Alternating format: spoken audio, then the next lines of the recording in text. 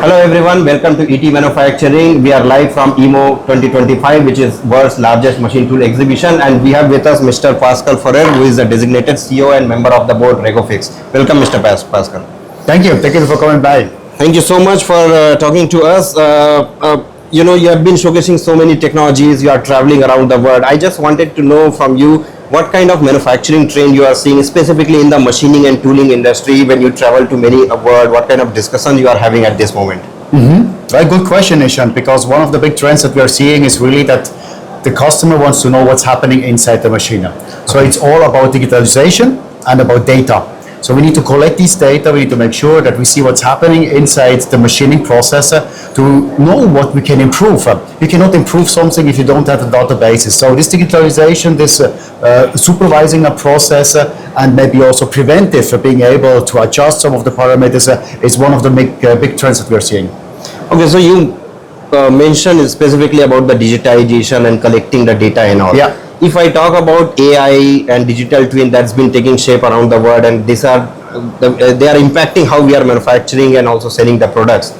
How these technologies are being used at Rego-Fix to manufacture your own product, also the products that you are selling to your customers, are they AI enabled with sensor injected in it? Yeah, actually we are a very early adopter of AI.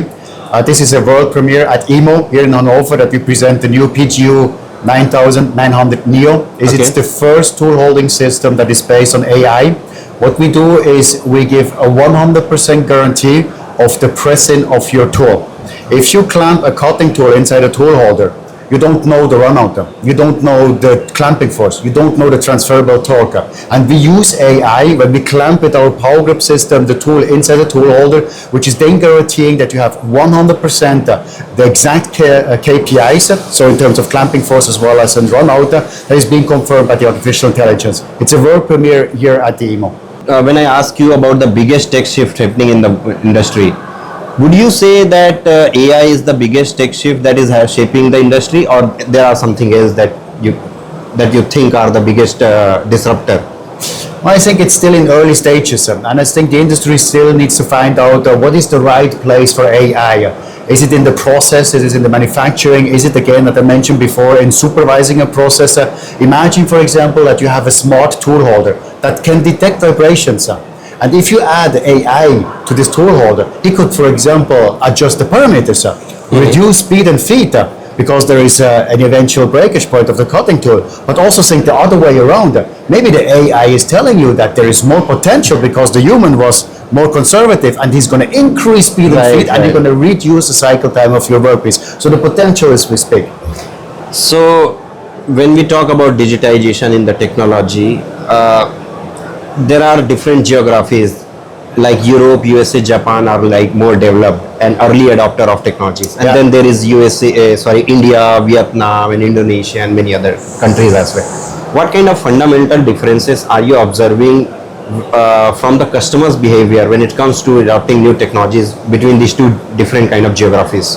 I think the Western countries are more conservative, even though they see the potential. But for example, here in Europe, it is more difficult to jump onto the mega trend and make sure that we introduce a new technology. Markets like India, markets in Asia overall are much more open-minded to new technologies. That's also where we see that there is a huge customer interest. They are under pressure. They need to compete against the world. That's why there are early adopters also for new technologies to make sure that they can manufacture more efficiently. Okay, and we also know that sustainability is the biggest buzzword at this moment in the manufacturing industry.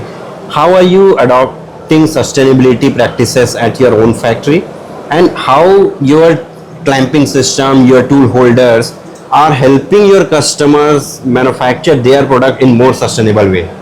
Well, first is maybe in our production. We have an extreme high interest of substantial manufacturing in Switzerland.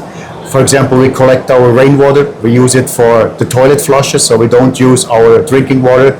We have solar panels, the 10% of our energy is fully by solar power that we use to run our production. We have a 24-hour production, so we run throughout 3 shifts.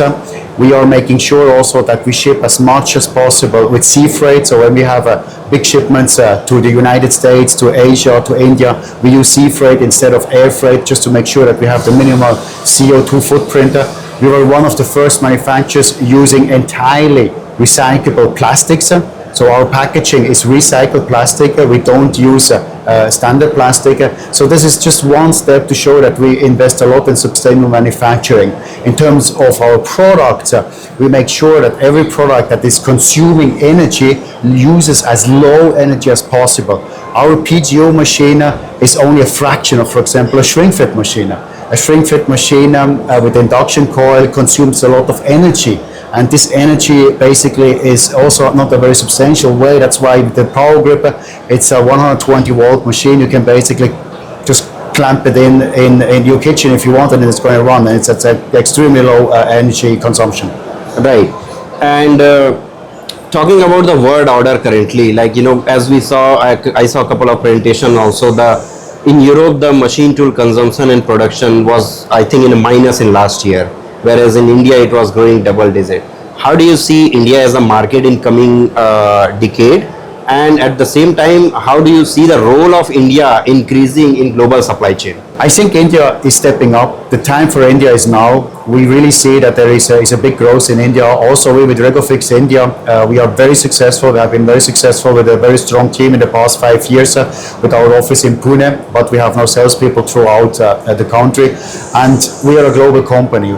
Everything is manufactured in Switzerland, but more than 90% is being exported throughout the world. Okay. So it's important for us that we have a local footprint to be as close as possible to our customers with the warehouse, with stock availability, with technical support. And that's also why when there is emerging markets, when there's new markets coming up, we need to be close. It's like it's in India, it's in Southeast Asia, it's Mexico. These markets have been growing exponentially in the past years for us. Nice. So in India specifically, you must be aware that there are campaigns like Make in India, PLI schemes, manufacturing mission, national manufacturing policies, all those things, because government is also trying to push manufacturing-led economy.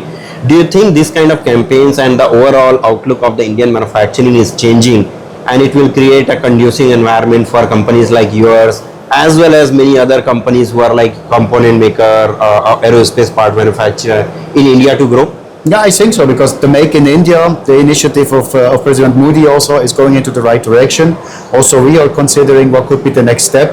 What could be the next step, for example, for some assembly or some manufacturing locally, also to support that Make in India. The other thing is Switzerland signed a free trade agreement with India. The FTA has been signed. It has been a very long negotiation, but we're very happy of that.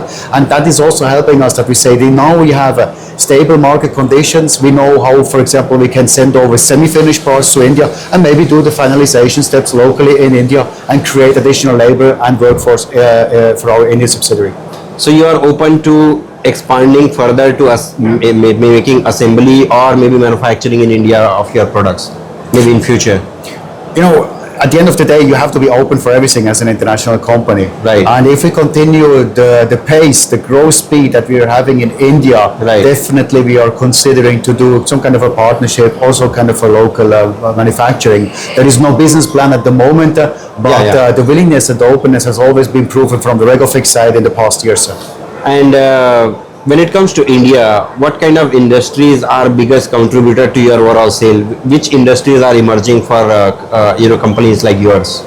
We are well diversified. We make sure that we have our products in all the industries, but I think we have been rather successful in the area of the aerospace segment, the tier 1 supplier for aerospace, the semiconductor industry, the mold and die. So all segments where there is difficult machining processes, maybe difficult material, where there is also a high request for process security. This is the industry where we have been the most successful. Thank you so much. Thank you so much for Pascal for talking to us. Just last question from my side. How do you rate the Indian skilled manpower? Like we always talk about, it's the people who drive the business, people who drive the technology, right? So do you think that Indian manpower are skilled enough to take some critical, manufacturing jobs, whether it's making critical aerospace part, critical medical part, and then using high-tech machining machines? Since we have an office in India and since we have our own employees and we have an excellent team, I am very, very sure that also sophisticated manufacturing is coming to India, and you definitely also have the right labor for that. And this is, I think, the next 10 years are the big years for India, and I'm happy to be part of that with our product. And surely also we are going to continue to work because we know that we have skilled labor also in India. Thank you so much. So we have a great time in India, as well as I wish that Rego-Fix is there when India grow, and you are part of the growth story. Thank you so much for talking to us. Have a nice time in rest of the EMO. Thank you.